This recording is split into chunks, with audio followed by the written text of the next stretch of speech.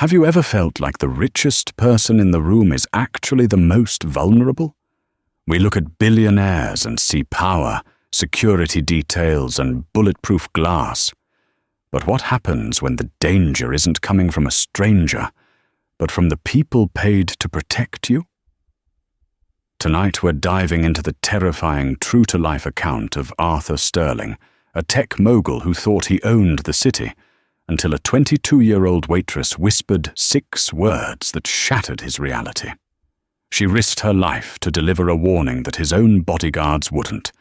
This is the story of the betrayal of the century. Buckle up. You won't believe who was waiting outside.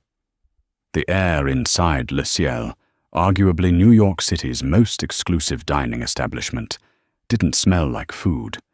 It smelled of old money, mahogany, and the faint, crisp scent of ozone that seems to cling to powerful men. Arthur Sterling adjusted the cuff of his Brioni suit, his eyes scanning the rim of his crystal tumbler. At 52, Arthur was the face of Ether Dynamics, a private defense firm that had just secured a classified government contract worth upwards of $12 billion. He wasn't just rich, he was arguably one of the most important men in the Western Hemisphere. Tonight was supposed to be a victory lap. He sat alone at table 9, the corner booth, the power seat that offered a full view of the room while shielding his back against a velvet-draped wall. His head of security, a man named Silas Graves, stood by the entrance, looking like a granite statue in a tuxedo. 2 other guards were positioned near the kitchen doors. To anyone else, Arthur looked untouchable. But Serena, a waitress who had been working at Le Ciel for only 3 months to pay off her mounting law school tuition, saw something else. She saw a man who looked tired. Serena adjusted her apron, smoothing the stark white fabric over her black uniform. She was invisible here. That was the job. The clientele at Le Ciel didn't want a server. They wanted a ghost who refilled wine glasses and disappeared. Table 9 needs a refill on the sparkling water. Pellegrino, no ice. The floor manager, a nervous little man named Henri, hissed at her as he passed. And don't look him in the eye, Serena. Mr. Sterling is particular tonight. Serena nodded, grabbing the chilled green bottle. She moved through the dining room with practiced grace, navigating between tables occupied by senators, heiresses, and captains of industry. She kept her head down, but her ears were open. It was a habit from growing up in a rough neighborhood in the Bronx. You survived by listening to what people thought you couldn't hear. As she approached table 9, she noticed something odd. Silas Graves, the head of security, wasn't watching the door anymore. He was looking at his phone. That in itself wasn't strange, but the way he did it was. He held the device low, near his hip, shielding the screen. He typed a quick message, then looked up, his eyes locking directly on Arthur's back. Serena felt a chill that had nothing to do with the air conditioning. The look on Graves's face wasn't protective. It was predatory. She reached the table and poured the water. "Your water, Mr. Sterling," she murmured. Arthur didn't look up. "Leave the bottle." As Serena turned to leave, her movement was blocked by a busboy crashing into a cart near the kitchen. The loud clatter drew the attention of the entire room. Arthur flinched, his hand instinctively going to his jacket pocket. In that split second of chaos, Serena saw Graves tap his earpiece. He didn't speak, but he nodded once, a distinct, sharp nod. Then he looked toward the front entrance, where the heavy oak doors were currently barred. He unlocked them. Why would the head of security unlock the main doors of a private booking without a guest arriving? Serena's heart hammered against her ribs. She retreated to the service station, her hands shaking. She looked around. The other 2 guards near the kitchen were gone. They hadn't walked out. They had simply vanished into the back corridors. Arthur Sterling was completely exposed. She looked back at him, He was texting on his own phone, oblivious, likely checking stock prices or messaging his wife. He had no idea the shark tank he was swimming in had just had the glass removed. Serena knew the rules. Do not speak unless spoken to. Do not interfere. If she was wrong, she would be fired, blacklisted from every high-end restaurant in the city. She would lose her apartment. She would drop out of law school. But if she was right? She saw Graves check his watch.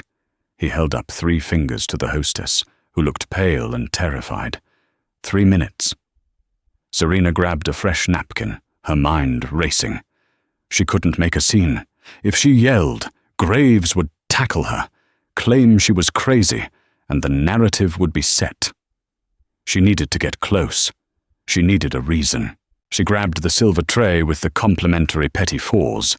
Tiny, intricate chocolates. It wasn't time for dessert, but it was her only ticket back to table 9. She walked fast, her breath hitched in her throat.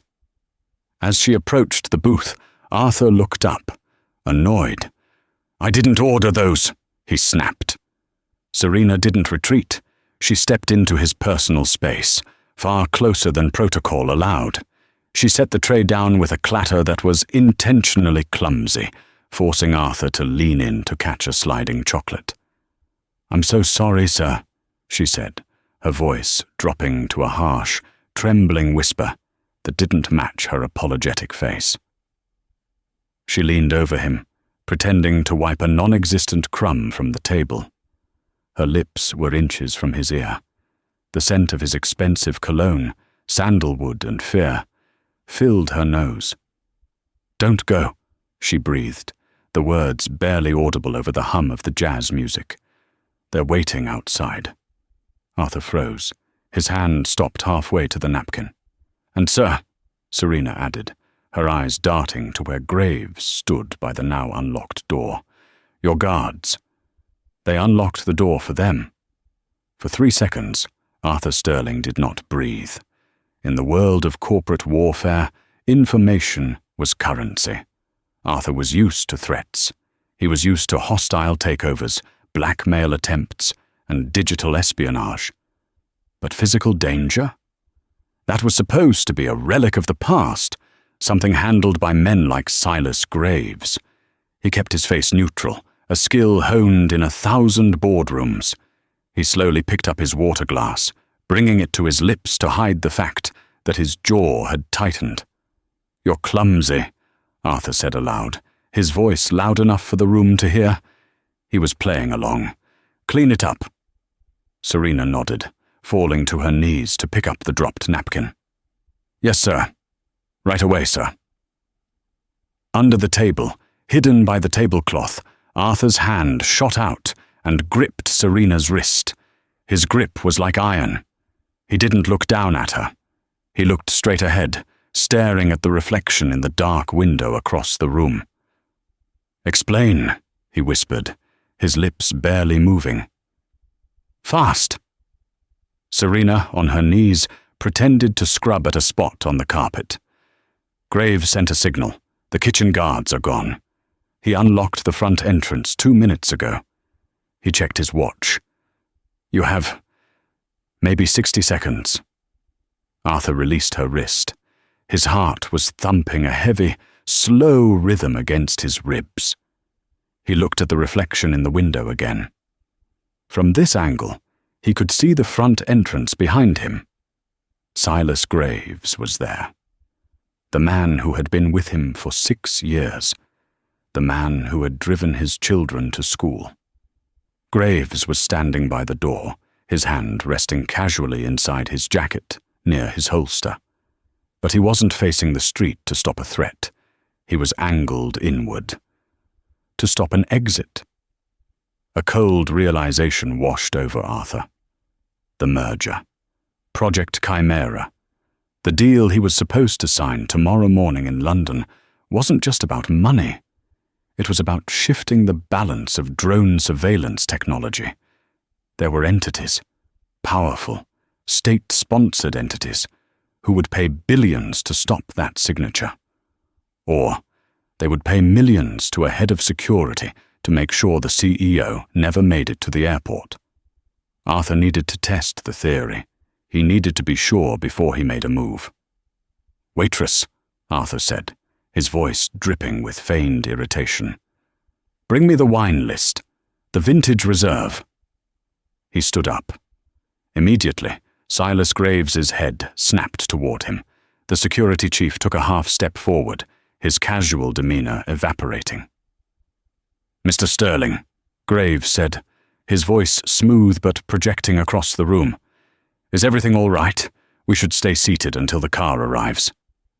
"I'm just going to the cellar, Silas," Arthur lied. "I want to pick the bottle myself. This girl is incompetent." He moved toward the back of the restaurant, away from the front door. "Sir, I can't let you do that," Graves said. He began to walk briskly across the dining room, cutting off the path to the kitchen. "Protocol." "Protocol." Arthur stopped, his blood running cold. Since when did protocol stop a billionaire from picking a bottle of wine in an empty restaurant? Graves stopped 10 feet away. He smiled, but it didn't reach his eyes. "The perimeter isn't secure in the back, sir. Please, return to your seat. The car is almost here." Arthur looked at Graves's hand. It was twitching near his lapel. Serena was right. Arthur turned back to the table, sitting down slowly. He needed a weapon. He needed an exit. He looked at the steak knife on the table, useless against a Glock. He looked at his phone. No signal. Of course, they had jammed it. Serena was still hovering by the table, holding the tray. She looked terrified, her knuckles white. "Get out of here," Arthur muttered to her, barely moving his lips. "Run." "I can't," Serena whispered back, pouring more water to cover their conversation. "The kitchen doors are locked from the outside. I tried to go back for more napkins. We're trapped. Trapped in a 5-star fishbowl." Arthur looked at his watch. 8:14 p.m. "Who is outside?" Arthur asked. "I saw a black van pull up across the street," Serena said, her voice trembling. "No plates. 4 men. They're waiting for the signal." "The signal," Arthur realized. "Graves is waiting for the restaurant to clear out." Arthur looked around. There were only 2 other tables occupied. An elderly couple near the window and a group of 3 businessmen near the bar. They won't do it with witnesses, Arthur calculated. Graves is trying to usher them out. As if on cue, the manager, Henri, approached the elderly couple. "Compliments of the house, folks, but we are having a minor electrical issue and need to close the floor early. Your meal is on us." The couple looked delighted. They began to pack up. The clock was ticking. Once those tables cleared, Arthur Sterling would be alone in a soundproof room with a traitor and a hit squad waiting on the curb. Arthur looked at Serena. She was a kid, a nobody, and she was the only person in this room he could trust. "Do you know how to drive a stick shift?" Arthur asked suddenly. Serena blinked. "What? Yes. My dad had an old truck." Arthur reached into his pocket and slid a heavy, warm key fob across the tablecloth, hiding it under a napkin. "My personal car is parked in the alley. It's an Aston Martin, not the limo out front. Graves thinks I came in the limo, but I drove myself to the garage today to clear my head. He doesn't have the keys. I do. Sir, Listen to me," Arthur hissed, his eyes blazing with an intensity that silenced her. "There is a service elevator behind the wine cellar. It requires a code, a 7734. It goes to the basement garage. Graves doesn't know I know the code. The owner gave it to me years ago." "But the kitchen doors are locked," Serena reminded him. "I'm going to make a scene," Arthur said, gripping the heavy crystal ashtray on the table. "A big one. When everyone looks at me, you take the keys, you get to that elevator, and you bring the car around to the service exit. Do not stop for anyone." "And you?" Serena asked. Arthur smiled grimly. He unbuttoned his suit jacket. I'm going to buy you 5 minutes. Arthur stood up, grabbed the bottle of Pellegrino, and hurled it across the room. It shattered against the mirrored wall behind the bar with the sound of a gunshot. I said no ice, Arthur roared, channeling every ounce of rage he felt. Every head in the room turned. Graves sprinted forward, distracted. Go, Arthur whispered. Serena grabbed the keys and ran. The crash of the Pellegrino bottle was still echoing in the cavernous dining room of Le Ciel as Serena sprinted into the kitchen. The double doors swung shut behind her, muting the jazz and the stunned gasps of the diners. The kitchen was a labyrinth of stainless steel, steam, and shouting chefs. Hey, you can't be back here during service, a sous chef yelled, waving a ladle. Serena didn't stop. She vaulted over a crate of romaine lettuce. Her heart was a frantic bird battering against her ribcage. Service elevator, behind the wine cellar. She reached the heavy oak door of the cellar. Locked. Damn it, she hissed. She looked around. A fire extinguisher hung on the wall.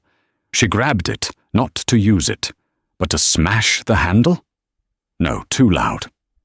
Then she saw Henri, the floor manager, emerging from the dry storage pantry, holding a clipboard. He stopped, staring at her. Serena, what are you doing? Graves is looking for... Henri stopped. He looked at the keys in her hand. The heavy, carbon fiber fob with the Aston Martin wings. Then he looked at her face. Henri had been working at Le Ciel for 20 years. He knew when people were in trouble. He also knew that Silas Graves had been acting strange all night, asking about camera blind spots, checking the exits. Henri stepped aside.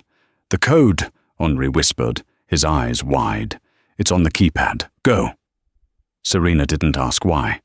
She nodded, a silent thank you, and threw herself at the cellar door. She punched in 7734. Beep.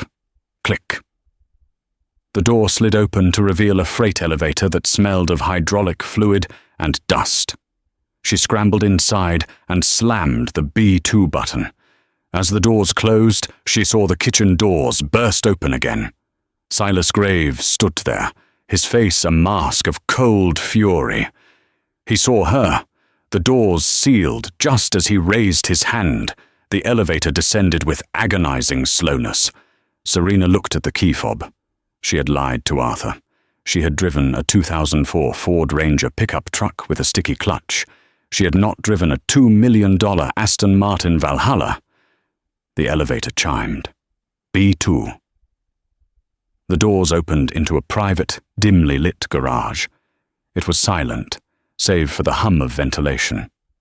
And there it was, sleek, silver, and looking more like a spaceship than a car. The Aston Martin Valhalla. Serena ran to it. Her hands were shaking so bad she dropped the keys once. She snatched them up, unlocked the door, and fell into the driver's seat. The leather smelled like heaven. The dashboard lit up like a fighter jet cockpit. Okay, she breathed. Okay, Serena, clutch, brake, start. She pressed the glowing red button in the center of the console. The engine didn't start. It exploded to life, a roar that shook the concrete walls of the basement. It was a guttural, terrifying sound. She shifted into first gear. The car lurched forward, nearly stalling. It was sensitive, twitchy. Come on, she screamed at the machine. She gunned it. The tires shrieked, rubber burning against the polished concrete. She aimed for the ramp leading up to the alleyway service exit. Meanwhile, upstairs, the dining room had turned into a theater of the absurd. Arthur Sterling was standing by the shattered glass, panting. Graves was walking toward him, no longer caring about the witnesses. The restaurant was emptying fast. The elderly couple had fled. The businessmen were hurriedly paying their bill. "Sit down, Arthur," Graves said, his voice low and dangerous. He reached inside his jacket. Arthur looked at the table. He picked up a steak knife. It was pathetic, but it was all he had. "How much did they pay you, Silas?" Arthur asked, backing away toward the kitchen. 10 million? 20? I would have doubled it. It's not about the money anymore, Graves said, pulling a suppressed pistol from his holster. The silencer made the weapon look grotesquely long.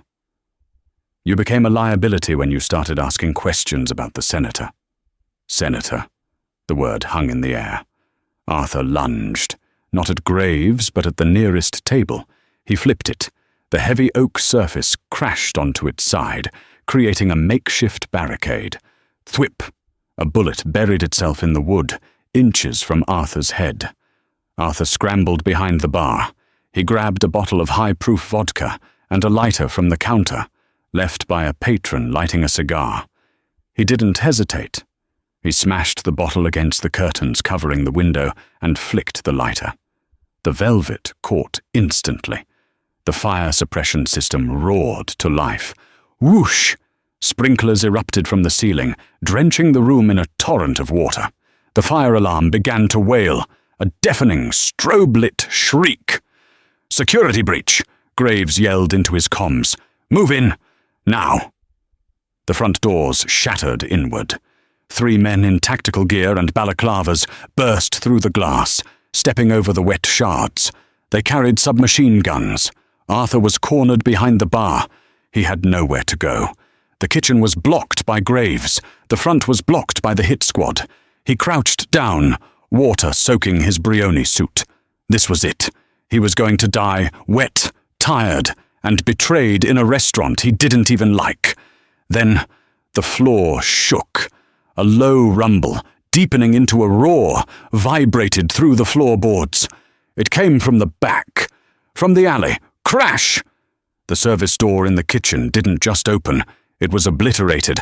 The silver nose of the Aston Martin smashed through the metal doorframe, taking a chunk of the wall with it. Serena had driven the car up the ramp and through the back entrance of the kitchen. The car spun, drifting on the wet tile floor, knocking over a prep station and sending pots and pans clattering everywhere. The passenger door flew open. "Get in!" Serena screamed, her voice cracking with terror. Arthur didn't wait. He vaulted over the bar, slipping on the wet floor, and scrambled toward the car. The men at the front opened fire. Bullets sparked against the stainless steel appliances. The Aston Martin's rear window shattered. Arthur dove into the passenger seat. "Drive! Drive!" Serena slammed her foot down. The car, with its 900 horsepower, didn't just accelerate. It vanished. They shot forward, back out the hole she had made, launching off the loading dock and landing hard in the alleyway with a shower of sparks. The black van was there, blocking the exit. "Ram them!" Arthur yelled.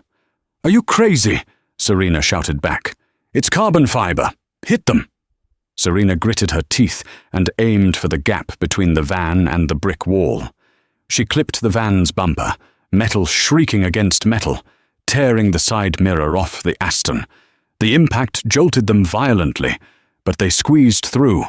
They shot out of the alley and onto 57th Street, weaving through the startled taxi traffic, leaving the sirens and the shooters behind in a cloud of exhaust and rain.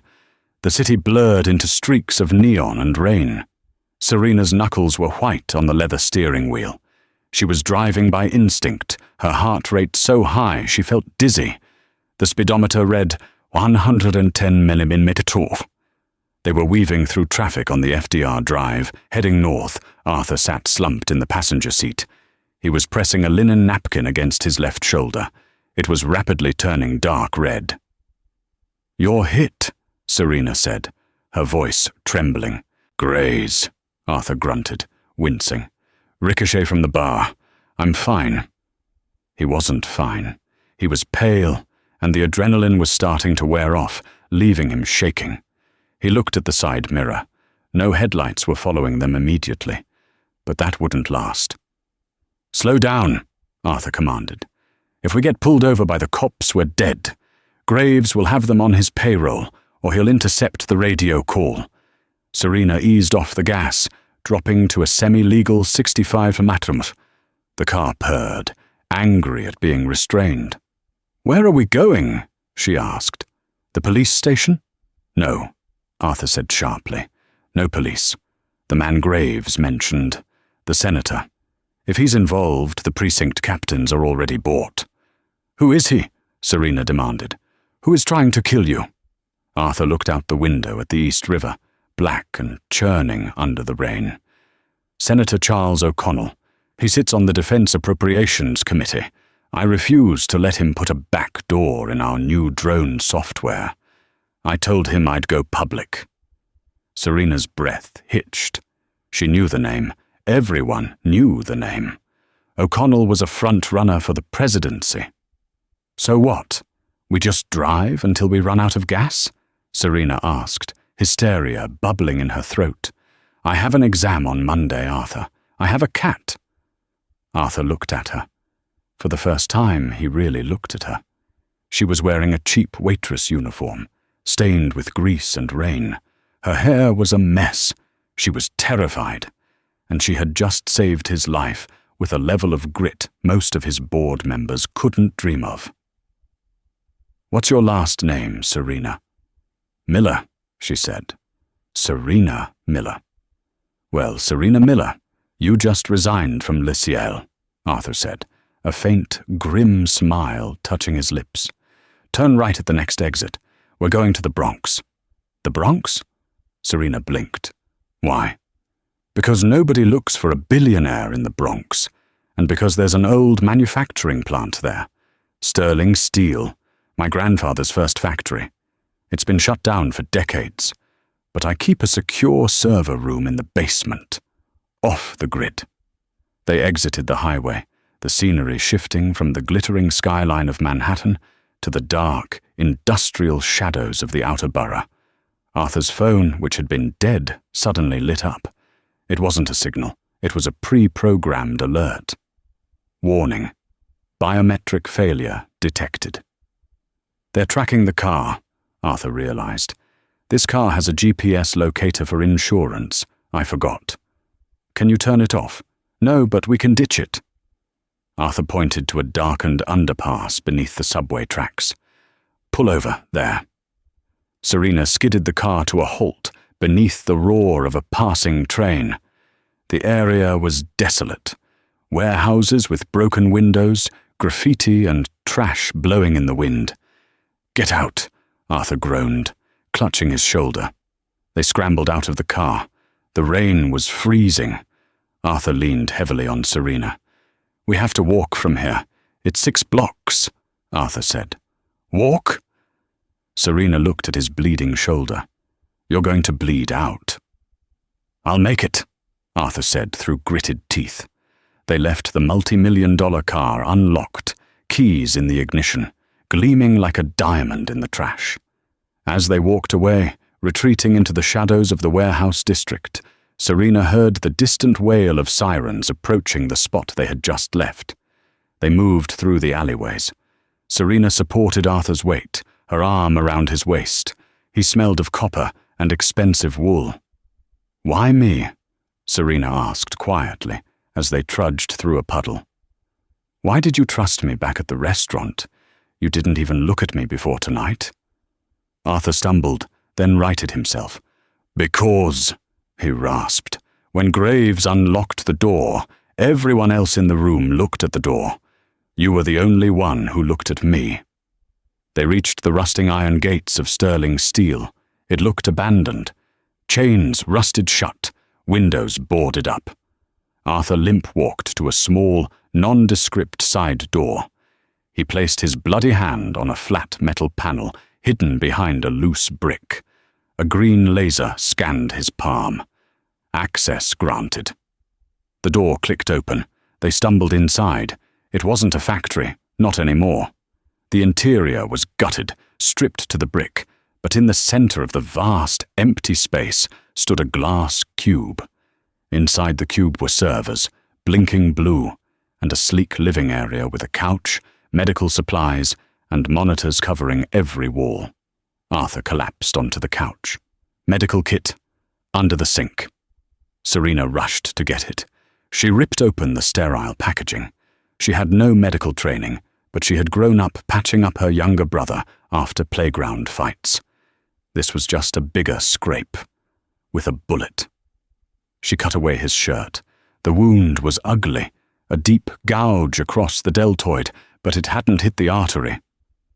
"Pour the alcohol," Arthur commanded, biting down on a leather strap he'd pulled from his belt. Serena poured. Arthur screamed, a muffled, primal sound.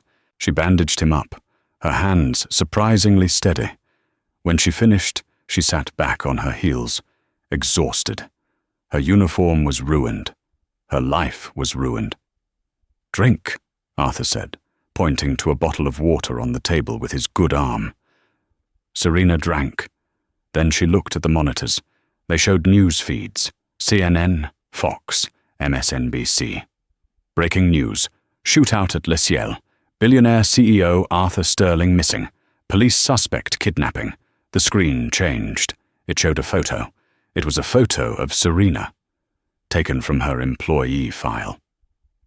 Suspect identified: Serena Miller, 22, wanted for questioning in connection with the disappearance of Arthur Sterling.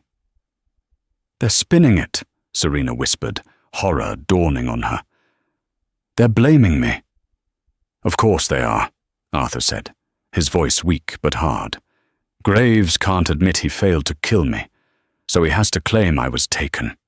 By a rogue employee. It buys them time to hunt us down." "I'm a kidnapper?" Serena stood up, pacing the small glass room. "I'm a 22-year-old waitress. Who is going to believe I kidnapped a defense contractor?" "People believe what they're told," Arthur said. He sat up, wincing. He reached for a keyboard. "But we're going to change the narrative." He typed a command. The wall of monitors shifted. They weren't showing TV anymore. They were showing Le Ciel. "I have my own cameras," Arthur said. "Hidden, in the chandeliers, audio and video. High definition." On the screen, grainy but clear footage played. It showed Graves unlocking the door. It showed him signaling the hit squad. It showed him shooting at Arthur. "We have the proof," Serena said, relief flooding her chest. "Send it to the police. Send it to the New York Times." Arthur hesitated. His finger hovered over the enter key. "Arthur?" Serena asked. "Send it." "If I release this," Arthur said slowly, "it destroys Graves. It implicates the senator. But it also triggers something else." He looked at Serena with haunted eyes. "The contract I was working on. Project Chimera. It's not just drones, Serena. It's an AI targeting system. If I expose the senator, the government seizes my company. They seize Chimera, and they will use it. O'Connell isn't the only one who wants it. If the government takes it, they'll use it to kill thousands." "So what?" Serena cried. "We let them kill us?" "No," Arthur said. "We have to destroy it. We have to destroy my life's work, the servers, the backups, everything." He looked at the blinking blue lights of the server tower in the corner of the room. "The source code is here, in this room. It's the only copy that matters." Serena looked at the servers. "So delete it." "It requires 2 keys," Arthur said. "Biometric keys. Mine and my partner's." "Who is your partner?" Arthur looked at the door of the safe house. "My wife," he said. "Elena. She died 3 years ago." Serena stared at him. "So we can't destroy it?" "There is a override," Arthur said. "A physical failsafe. But it's not here. It's in the vault at the Ether Dynamics headquarters in Midtown, the most secure building in the city. And right now, it's surrounded by O'Connell's men and half the NYPD. He looked at Serena. "We have to break into my own office. We have to steal the failsafe key. And we have to do it before morning." Serena laughed. It was a dry, hysterical sound. "You want to break into a fortress with a waitress and a bleeding shoulder?" "No," Arthur said. He pulled up a file on the screen. It was a blueprint of a building. I want to break in with a law student who knows how to be invisible. He turned to her. You said you grew up in the Bronx? You know how to hustle? Yeah, Serena said. Good, Arthur said, because we need to call in a favor, and it's going to be from the last person you'd expect. Arthur pulled out a burner phone from a drawer. He dialed a number. Who are you calling? Serena asked. Arthur put the phone to his ear. The only man Silas Graves is afraid of, Arthur said, his brother. The phone rang 4 times before a voice answered. It sounded like gravel crunching under a boot. You're dead, Sterling. It's all over the news. Not yet, Tobias, Arthur said, his voice tight with pain. But I'm close. I need a way back in. There was a pause on the other end, followed by the sound of a wrench clanging against metal. Why call me? My brother is the one on your payroll, the golden boy, the protector. Your brother is the one who put a bullet in my shoulder, Arthur replied. He sold me out to O'Connell. Silence stretched over the line, heavy and thick. Arthur knew the history. Silas and Tobias Graves were 2 sides of a coin. Silas had gone military, then private security, disciplined, rigid, corporate. Tobias had gone the other way, smuggling, chop shops, and things that didn't have tax records. They hadn't spoken in 10 years, ever since Silas testified against Tobias in a racketeering case to save his own security clearance. If Silas turned on you, Tobias said slowly, a dark amusement coloring his tone, then he's finally shown his true colors. He never did have a spine, just orders. I need to break into Ether Tower, Arthur said. Tonight. The police have the perimeter. Silas has the interior. I can't get past the biometric lockdown without tripping a silent alarm that brings the National Guard. And you want me to what? Walk you through the front door. I want you to get me into the sub-basement, Arthur said. I know you still have the blueprints for the city's drainage grid from that bank job in 18, the one that never made the papers. Tobias laughed. It was a dry, hacking sound. That'll cost you, Sterling, and I don't mean stock options. 5 million, cash, transferred to an offshore of your choice the second I'm clear. Done. Meet me at the Hunts Point scrap yard. Come alone. Or bring the girl. The news says she's your accomplice, the Bonnie to your Clyde. Arthur hung up and looked at Serena. She was staring at the blueprint of the Ether Tower, tracing the lines of the ventilation shafts with a trembling finger. Who was that? She asked. Tobias Graves, Arthur said, struggling to stand. He grabbed a heavy dark coat from a locker to hide his bloodied shoulder.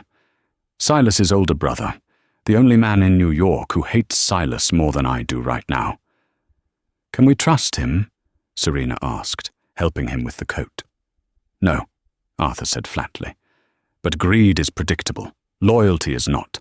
I trust his greed. They left the factory, moving through the shadows of the Bronx.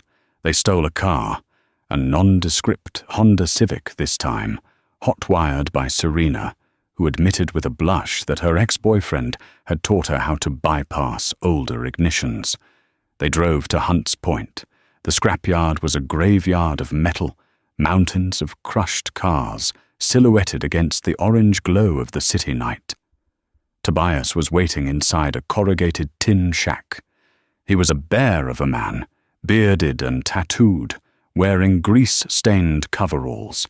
He looked nothing like the polished, suit-wearing Silas. He looked at Arthur's pale face, then at Serena. You look like hell, billionaire, Tobias grunted. He tossed a rolled-up schematic onto a rusted oil drum. This is the layout. The storm drains run under the East River and intersect with the cooling system of your tower. It's a tight squeeze. Rats, muck, high voltage. We can handle it, Serena said, stepping forward. Her voice was firm, though her hands were clenched in her pockets. Tobias eyed her. You've got guts, kid, or you're stupid. My brother is a precision instrument. If he's guarding that building, he's got thermal cameras, pressure sensors, and probably a sniper on the roof. He doesn't have the cooling tunnels covered, Arthur said, because they aren't on the official building plans. They were built by the city in the 50s. Right, Tobias nodded. He reached into a crate and pulled out 2 EMP devices, black pucks the size of hockey discs. These will fry the localized sensors for about 10 seconds. You attach them to the mag locks on the maintenance hatch. It gets you in. After that, you're on your own. Thank you, Arthur said, taking the devices. Don't thank me, Tobias spat. Just ruin him. Ruin Silas. Make him look like the amateur he is. That's worth more than the 5 million. Arthur nodded. I intend to. The Ether Dynamics Tower rose 60 stories above Midtown Manhattan, a monolith of black glass and steel. At 3:00 a.m., it looked like a tombstone. Police cruisers with flashing lights barricaded the main plaza. News vans were parked down the block, reporters speculating on the kidnapping. Inside the lobby, Silas Graves was pacing. He had locked down the elevators. He had quadrupled the guard. He knew Arthur Sterling better than anyone. He knew Arthur wouldn't run. He would come back for the source code. But Silas was watching the doors and the roof. He wasn't watching the sewers.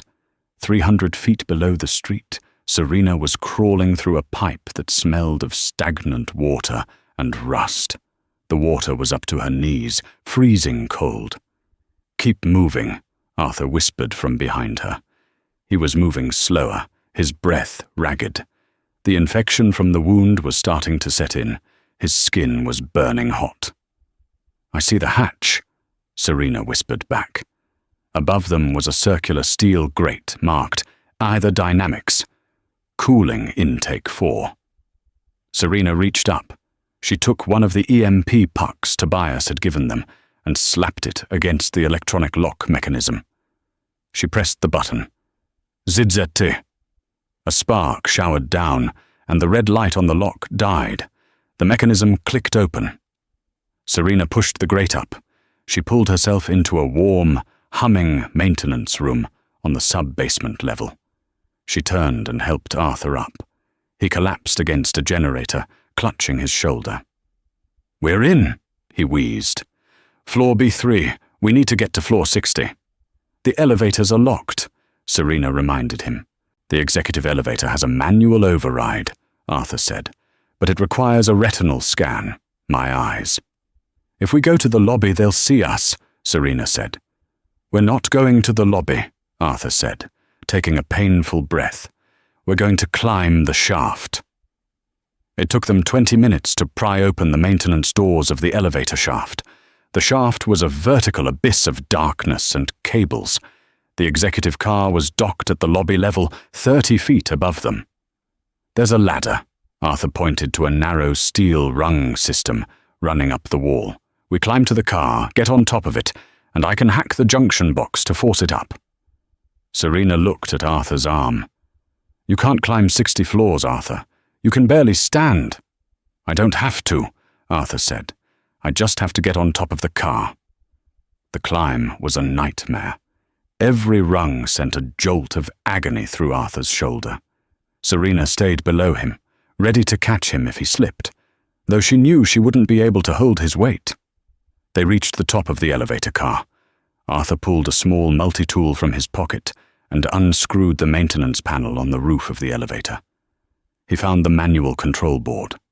This is it, he muttered, hot wiring 2 wires together. The elevator lurched. It began to ascend. Slowly, they rode on top of the car, rising through the belly of the beast. Floor 10, floor 20, floor 40. At floor 58, the elevator stopped. Why did it stop? Serena whispered, terror gripping her. I didn't stop it, Arthur said. The speakers inside the elevator shaft crackled to life. Arthur, Silas's voice echoed, distorted and metallic. I know you're in the shaft.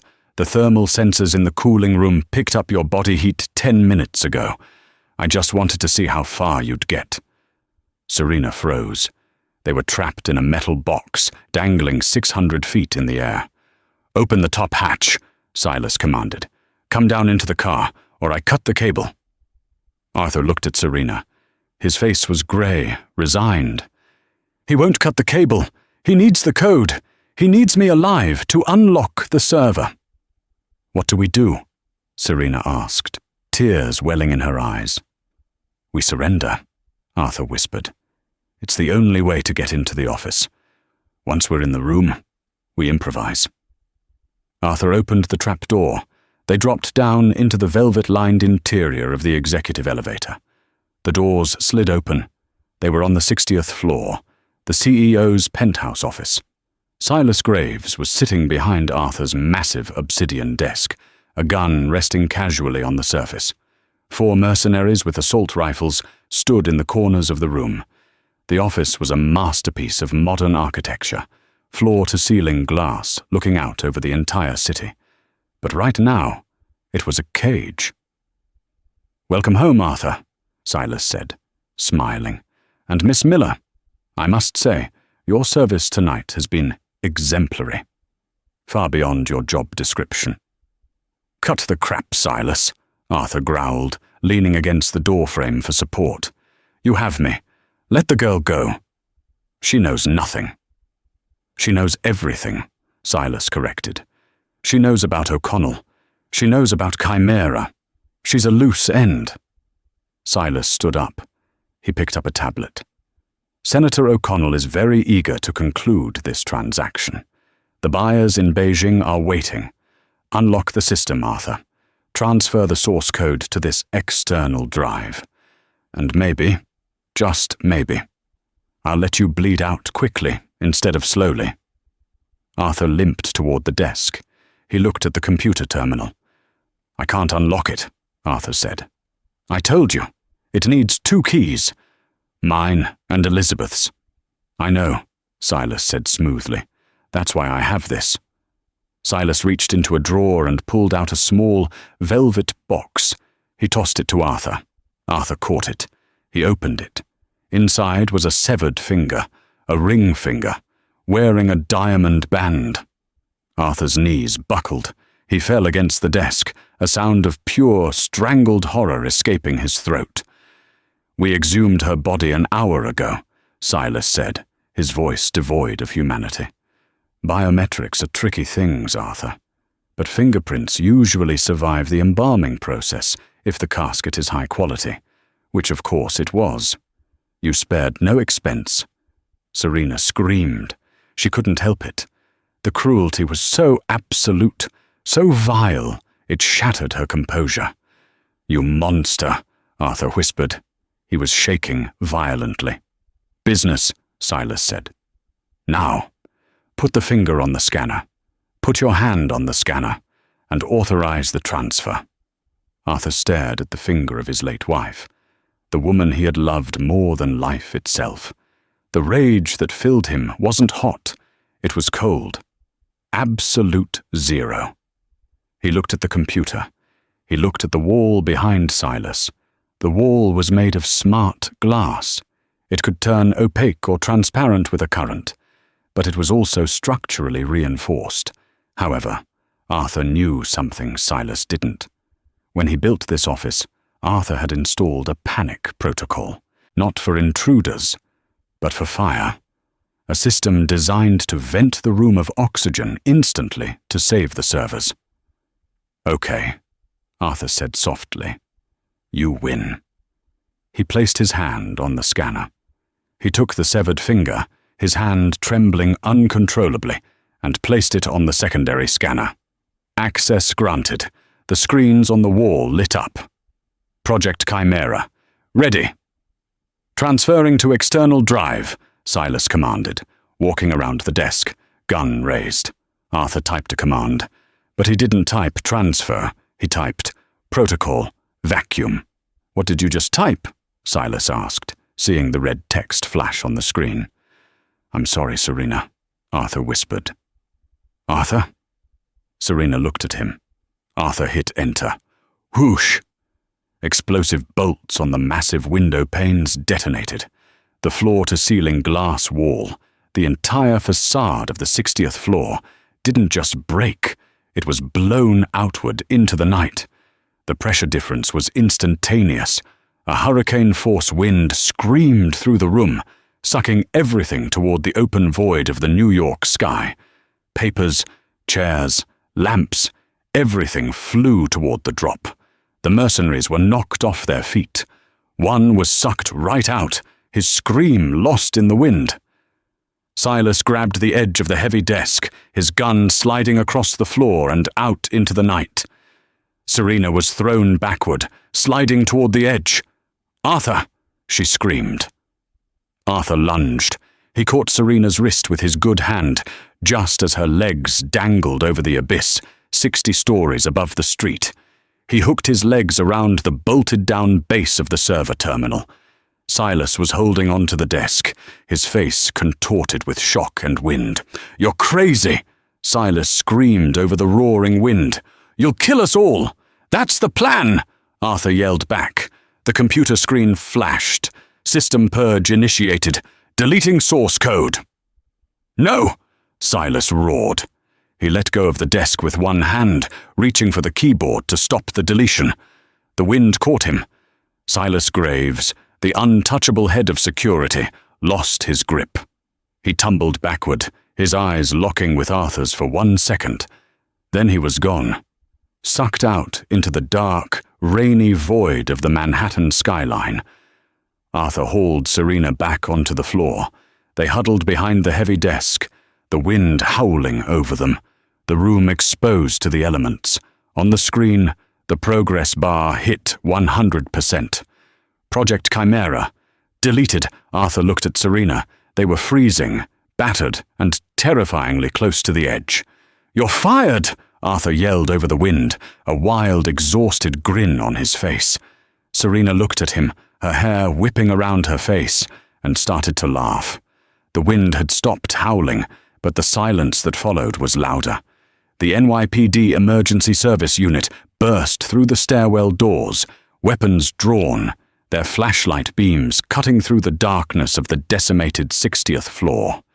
They found 2 people huddled behind a mahogany desk, shivering in the freezing rain that blew in from the missing wall. "Hands! Show me your hands!" Arthur slowly raised his hands. His left arm was soaked in blood, his face pale as a sheet. Beside him, Serena was trembling, not just from the cold, but from the shock of watching a man plummet to his death. "Don't shoot," Arthur croaked, his voice commanding despite his condition. "I am Arthur Sterling. This woman is a hostage. She saved my life." The next 12 hours were a blur of hospitals, interrogation rooms, and flashing cameras. The media storm was unprecedented. Billionaire attacked in skyrise. Security chief dead. Senator implicated. Senator O'Connell tried to get ahead of the story. He held a press conference at dawn, claiming he was shocked by the rogue actions of Silas Graves and offering his prayers to Mr. Sterling. He thought he was safe. He thought the evidence, the source code and the recordings had been destroyed in the vacuum purge. He was wrong. 2 days later, Arthur sat in a private room at New York Presbyterian Hospital. His arm was in a sling. Sitting across from him was Serena. She looked different, cleaner, but her eyes held a new, hardened maturity. She was wearing jeans and a sweater Arthur had had his assistant buy for her. "You lied to him," Serena said quietly. "In the office. You didn't just delete the code." Arthur smiled, a faint expression. "I told Silas I initiated a system purge. I didn't say where the data was purged to. Where did it go?" "I set the destination to the secure drop box of the United States Attorney for the Southern District of New York," Arthur said, "and I CC'd the investigative desk at the New York Times. The audio of Silas admitting O'Connell ordered the hit. It was attached to the file." Serena's eyes widened. "So O'Connell is being indicted as we speak," Arthur confirmed. "Racketeering, conspiracy to commit murder, treason. He's finished. Ether Dynamics will survive, but Project Chimera is effectively dead. The government can't touch it, now that the public knows it was designed to kill without oversight. Arthur reached into his jacket pocket with his good hand. He pulled out a crumpled, water-stained checkbook.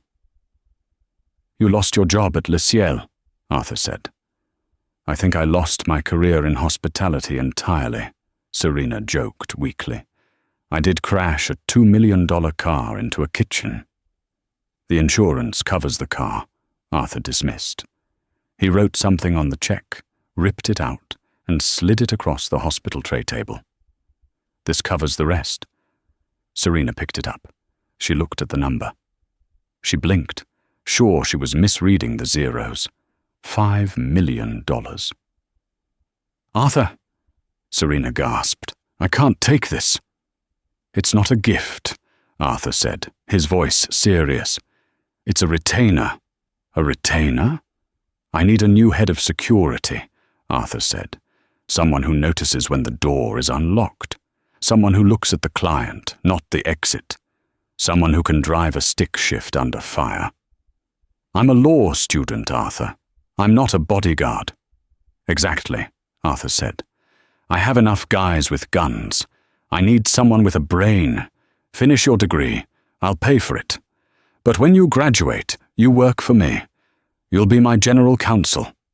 You'll make sure nobody ever gets close enough to put a gun in my face again." Serena looked at the check, then at Arthur. For the first time in 48 hours, she smiled, a real smile.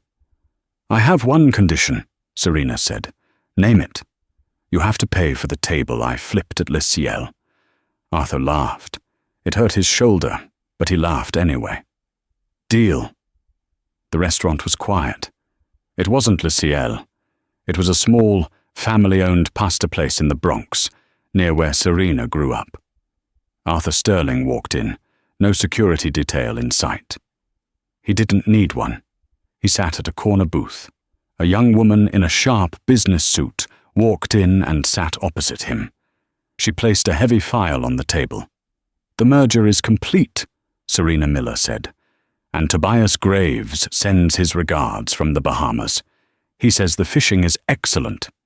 "Good," Arthur said. He poured 2 glasses of house wine, "to the ones who wait outside." Serena clinked her glass against his. "To the ones who let them in." They drank. Outside, the city moved on, oblivious to the fact that the girl in the suit and the man in the sling had once held the fate of the world in a glass box, 60 stories in the sky. And that is the story of how a 22-year-old waitress took down a corrupt senator and saved a billionaire's life with nothing but a tray of chocolates and nerves of steel. It proves that sometimes the most powerful person in the room isn't the one signing the checks. It's the one paying attention. If you enjoyed this roller coaster of a story, please smash that like button. It really helps the channel. And tell me in the comments, if you were Serena, would you have taken the job, or would you have taken the 5 million and run? Don't forget to subscribe and ring the bell so you never miss a story. Thanks for watching, and I'll see you in the next video.